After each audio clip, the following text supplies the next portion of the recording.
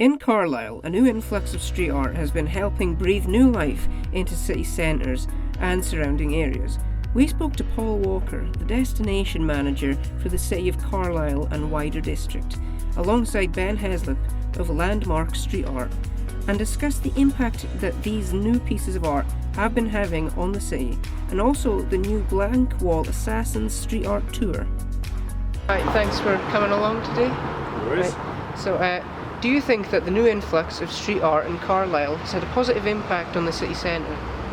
Definitely, not so much the city centre, because it's hard to crack the true city centre, but we've got quite close to the surrounding areas, and I definitely think it changes the cultural map of a town centre or a city centre.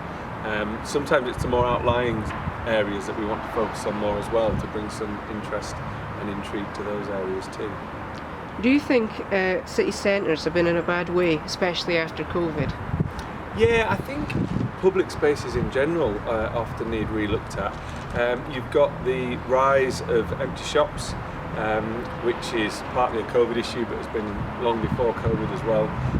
So I think larger organisations such as councils and business leaders need to really redress what the purpose is of a city centre, because it's in its traditional sense of just being a place to shop, it maybe isn't that anymore, and placemaking is an important part of the cultural offering of the place. Blank Wall Assassins' aim is really to increase cultural engagement within Carlisle.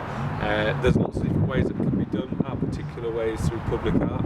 We believe that as people travel through the spaces they live and work, it's a good opportunity to really confront them with something they weren't expecting to see, and even just for a brief few seconds give them something that they are left to think about, be it to make them smile, to make them think, or just to engage with something that they weren't expecting to see on their journey. Do you think street art is a good way to revitalise old or disused buildings?